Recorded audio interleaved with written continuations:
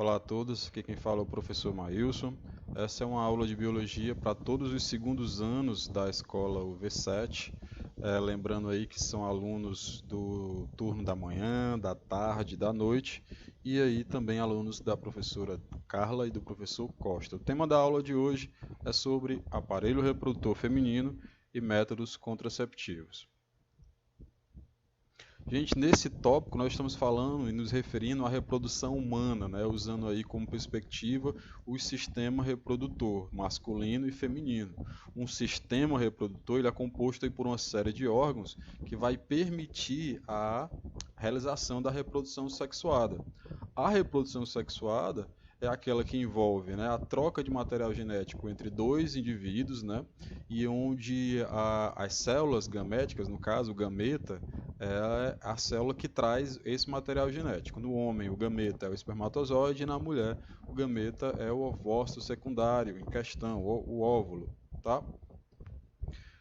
E aí, nesse início, a gente vai definir o aparelho reprodutor, né, como um local onde ocorre a produção de hormônios muito importantes, né, que é o hormônio progesterona e o estrógeno, e também a produção de óvulos, certo?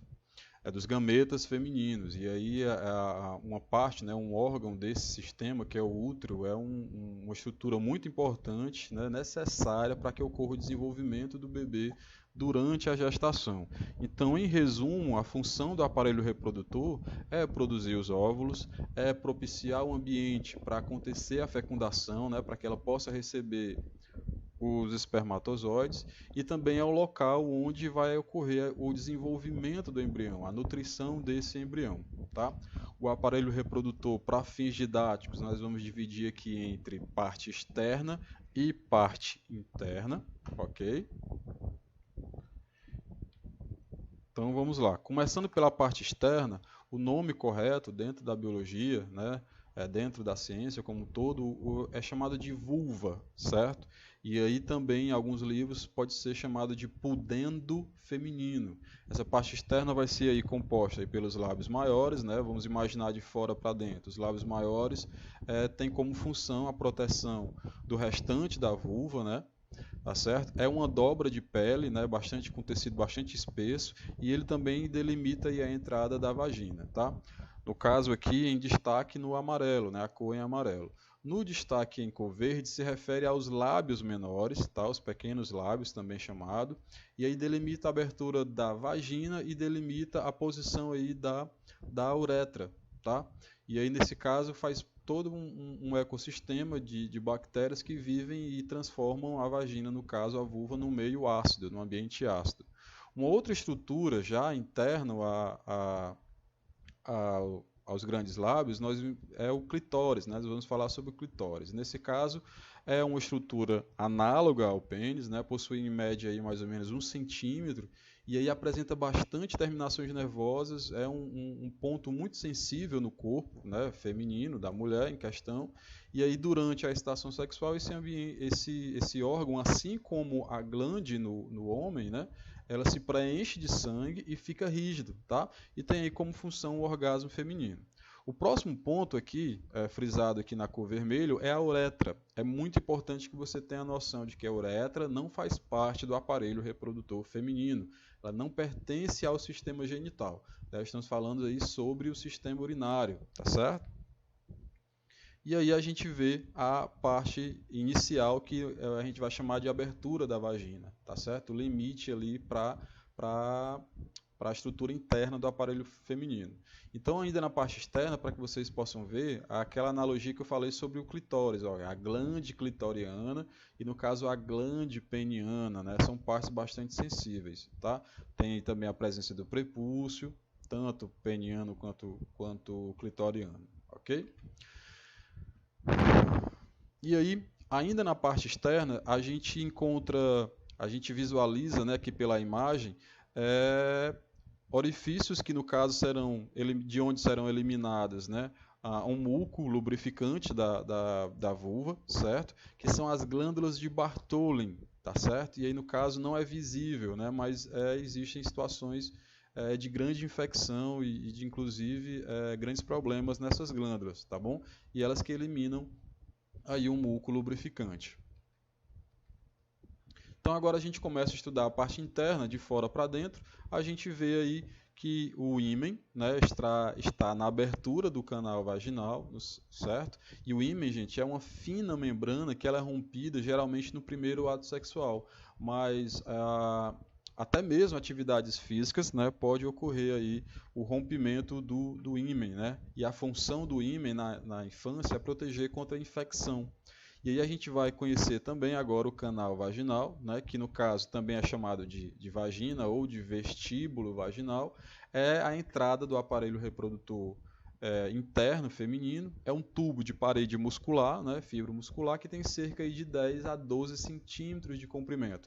E geralmente termina, né, começa aqui na abertura vaginal e termina no colo do útero, né, na base do útero. Tá? A função é receber o aparelho masculino, tá certo?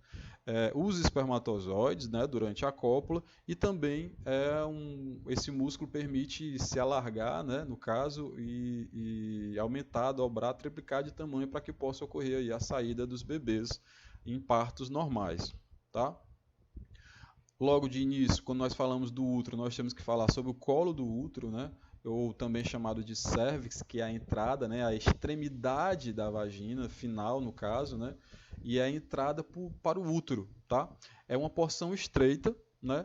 E sobre ela eu gosto de citar sobre o HPV, né? Que é um vírus sexualmente transmissível que promove bastantes infecções e no caso é um local típico de ação do HPV, tá? E esse HPV não tratado, né? Não tratado, ele pode ocasionar um câncer de colo do útero, tá certo? Então, nesse caso, a indicação é que você sempre possa ter uma prevenção, como é chamado nos postos de saúde. Ok?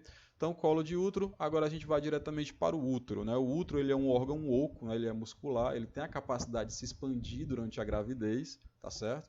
Ele tem aí o formato de uma pera, né? Invertida, de cabeça para baixo, e a função do útero é alojar esse embrião, mantê-lo aí seguro durante aí todo o desenvolvimento até o nascimento e aí através dele, né, do tecido dele que vai ocorrer a nutrição, tá?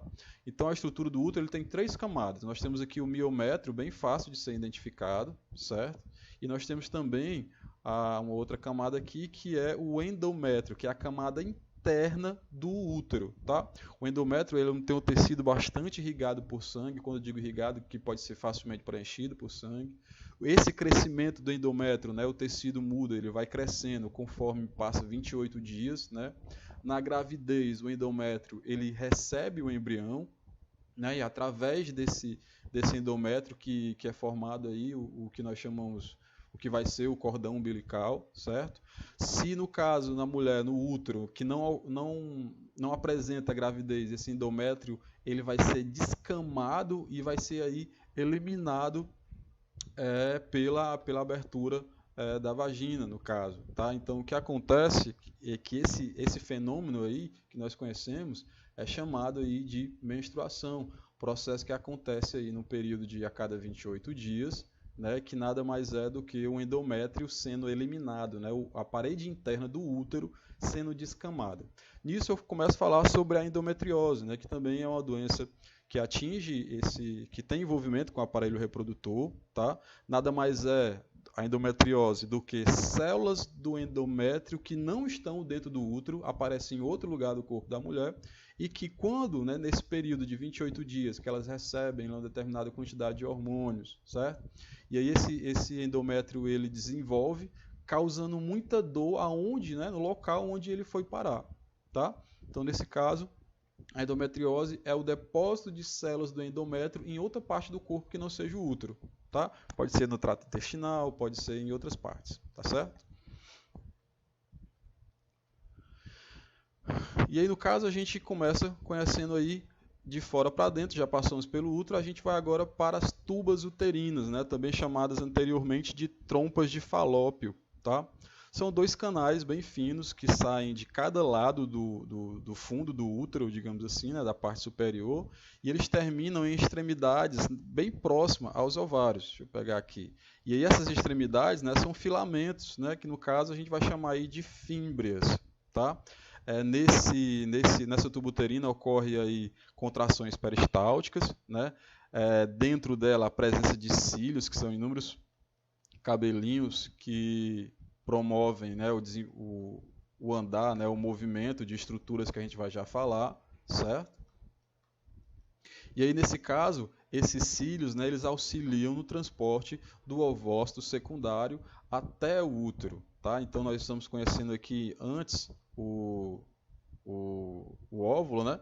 Então, percebe que o caminho que ele vai fazer é esse, ó. Tá? Só que esse óvulo ele é uma célula inerte, né? Ele não tem flagelo como o espermatozoide. Então, ele vai sendo levado, né, por esses cílios presentes, né, nesses filamentos de tecido que tem dentro da tuba até chegar no útero, tá certo? E aí, nesse caso, a tuba, muito importante saber que é digno de questão, é o local de encontro dos gametas, é o local da fecundação, tá bom? E o percurso que tem é de 12 centímetros de comprimento, tá? E para você 12 centímetros pode ser nada, mas para um óvulo, para o espermatozoide é um caminho até longo. Então, o caminho que o espermatozoide vai fazer, né, passando, entrando inicialmente, né, pelo canal vaginal, né, pelo vestíbulo vaginal, passando pelo interno do útero, que não é grande, né, no caso é bem estreito, e aí ele vai fazendo esse percurso até chegar no óvulo, né, no ovócito secundário. Tá? Então, mais ou menos, olha aqui o exemplo. O espermatozoide já chegando aqui, já tendo esse contato, acontece o que nós chamamos aí de fecundação. Agora a gente vê dentro da parte interna os ovários, né? Os ovários são as gônadas femininas. Então isso é digno também de pergunta e anotação. Quais são as gônadas femininas? Tá chamada de ovários. Tá? A função desses ovários é a produção dos gametas femininos, que são os ovócitos secundários, guarde bem a palavra, e também dos hormônios femininos aí, estrógeno e progesterona, tá certo? Os hormônios estrógeno e progesterona vão atuar de que forma, professor? Eles vão atuar principalmente controlando aí o ciclo menstrual. Observe, faz essa associação, estrógeno e progesterona. Controlam o ciclo menstrual, vão estimular também o desenvolvimento dos vasos sanguíneos e glândulas que vão apresentar lá do endométrio. Lembra que eu falei que no caso ele é descamado, né, a cada um certo período de 28 dias, tá certo? E vão tornar o endométrio cheio de secreções nutritivas, né? Vamos pensar que são através dessa nutrição que os embriões vão se formar lá em bebês, tá? Um outro processo que a gente vai ver aqui ainda nesse slide é o processo de fecundação. E o que é a fecundação? É a soma aqui, ó, do ovócito secundário, tá? E dos espermatozoides. A partir do momento que ocorreu a fecundação, essa estrutura, gente, vai ser chamada de zigoto, tá? Zigoto, é um termo que continua pela biologia em todas as unidades, tá certo? Primeiro, segundo, terceiro ano, tá bom? Aqui no ovário acontece o que nós chamamos de ovulogênese, tá? Ou seja, que é a gênese, a produção de óvulos, tá certo? As mulheres, elas já nascem com todos os óvulos que ela vai liberar para o resto da vida, né? Diferente dos homens, onde ocorre uma espermatogênese frequente, ok?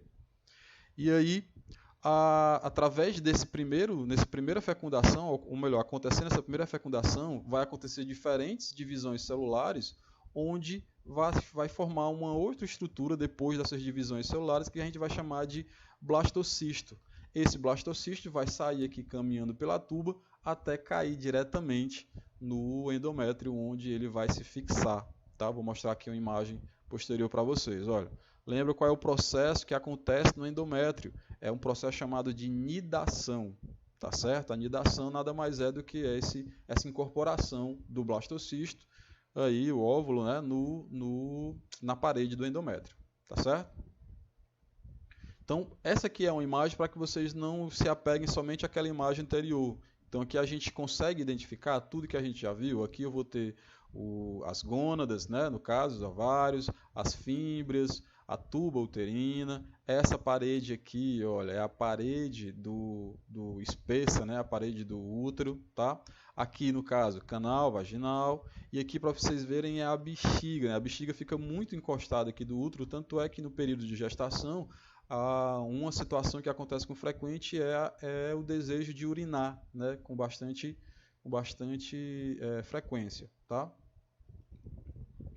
E para que vocês possam ver mais uma vez, né, olha só, ainda na tuba uterina, o local onde ocorre a fecundação, vai acontecendo as divisões celulares com frequência, né, até chegar um momento em que essa estrutura vai ser chamada aí de blastocisto, e aí ela vai estar lançada aí pelos diferentes pelinhos que nós temos aqui, ó, os cílios que tem interno, vai locomovendo essa estrutura, né, até que ele seja jogado aqui no endométrio, tá bom? E aí a gente vai agora falar um pouco sobre o ciclo menstrual. E o ciclo menstrual regular, né, ele dura em média 28 dias, né, contados aí a partir do primeiro dia de menstruação propriamente dita. O ciclo menstrual, gente, é algo bem específico até mesmo na reprodução animal, no animal como um todo, né? Então, o cachorro, o gato, até uma baleia, no caso, apresenta ciclo menstrual, tá? Os mamíferos, né? Então, nós temos aqui os hormônios que estão relacionados a esse ciclo menstrual. Quais são? Produzidos no ovário vão ser a progesterona e o estrógeno, tá? São os hormônios que vão influenciar aí, ó, na fecundação e na gestação, mas eles estão aí, tem um entendimento de ciclo menstrual aí, tá? Na hipófise, que é uma glândula, né, que a gente chama também de glândula pituitária, produzem esses outros hormônios aqui. Isso é muito importante porque caem bastante questões, né? O hormônio FSH, chamado de folículo estimulante, né, que estimula o desenvolvimento dos folículos ovarianos, né, que é uma estrutura anterior à ovulação, né, que vai produzir, aí, no caso, o óvulo. Tá? E o LH, que é o hormônio luteinizante, né, que estimula, no caso, também a ovulação. Tá certo? Onde, no caso, depois da ovulação, vai formar uma nova estrutura. Vou explicar como funciona. Percebe que esses aqui embaixo são os dias, ó, do dia 1 até o dia 14, que é onde, né, vamos usar como exemplo, vai acontecer a ovulação, a gente chama de fase folicular, onde o FSH tem papel super importante. Após a ovulação, né, o folículo aqui no caso, se vocês observarem, ele liberou o ovócito secundário. Tá? Então, ó, no dia 14 ocorreu a ovulação. Após esse dia 14, a gente chama de fase lútea, porque a partir daí, aquela estrutura que continha o óvulo vai ser chamado aí de corpos lúteos. Vamos ver isso ainda dentro do ciclo, esse ciclo, né, dentro do ovário. Tá? Então, observe, eu tenho aqui os folículos ovarianos, e ele vai se desenvolvendo, amadurecendo. Olha só o ovócito secundário sendo feito aqui dentro, até que chega o momento da ovulação e o ovócito secundário sai. Certo? Depois disso, essa estrutura ela passa por uma nova fase, a mesma estrutura, tá? Passa por uma nova fase, né, até formar o que nós chamamos de corpus lúteo, até chegar no dia 28, por exemplo, onde vai acontecer outros processos. Tá? Então, o ciclo menstrual, geralmente, ele acontece, como falei, né, a cada 28 dias. O período fértil ele tem a ver com o ciclo menstrual, vou explicar um pouco. Antes disso, eu vou falar sobre a questão do que é a menstruação como um todo. Eu já até citei na aula. A menstruação como um todo é uma descamação do interior do útero. Tá? Quando a mulher, no caso, não está grávida, no caso, ocorre essa descamação. Então, vai haver a menstruação, certo? No momento em que dentro dos seus hormônios, né, dentro de toda a estrutura que se comunicam, né, se interrelacionam, aponta que a mulher está grávida, a menstruação é cancelada, tá certo? Porque nesse caso o endométrio vai estar ali, ó, esperando quem? O ovócito, o zigoto, né? O zigoto vai ficar ali guardado no endométrio, né, inicialmente, né, no útero, tá? Então, quando a gente fala de ciclo menstrual, vem logo o questionamento sobre o que é o período fértil. É um período mais propício para a reprodução, onde as situações de hormônios, né, permitem uma reprodução propriamente dita. Então, esse período fértil vai durar de 7 a 9 dias. Né, geralmente é no 14º dia, né, a contar do primeiro dia que ela teve a menstruação propriamente dita, digamos assim. 3 a 4 dias antes da ovulação, mais todo o tempo, que é o tempo da ovulação, que eu vou mostrar para vocês, e aí fora a ovulação, mais 3 a 4 dias após a ovulação. Então, vê se você entendeu. Então, eu tenho aqui, ó, 11 dias, eu tenho aqui, vamos imaginar, do dia 1, onde ocorreu a menstruação. tá bom? Então, todo esse período aqui ocorreu a menstruação, tá? Então, 3 dias antes do período de ovulação, que é isso aqui, ó, de 13 a 17. Então, 3 dias vai ser 10, 11, 12. 3 dias depois, 18, 19, 20. Percebe que de 10 a 20 são 10 dias aí férteis, né? Então, esse é o período também.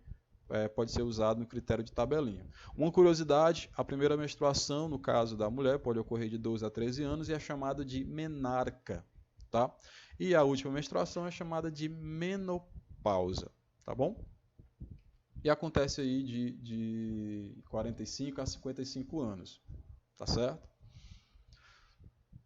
Pronto, agora falando sobre o período fértil, já que a gente pegou um gancho, né, no assunto de menstruação, e falando um pouco sobre a ação dos hormônios, a gente vai ver aí aqueles hormônios que são produzidos na hipófise, certo? O FSH e o LH, cada um agindo, né, na ovulação, na formação dos folículos. E aí, ao mesmo tempo, os hormônios produzidos pelo ovário, né, o estradiol, que no caso é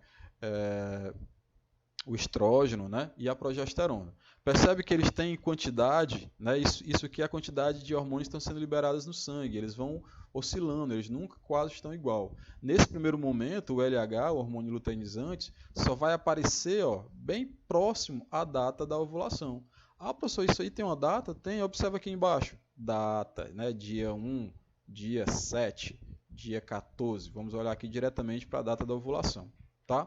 Então, essa parte aqui que vocês estão vendo na imagem é a parede do endométrio. É o primeiro dia da fase menstrual. Então, observa que o hormônio FSH está produzindo aí, bastante hormônio para a produção de folículos. Já o luteinizante não tem quase nada.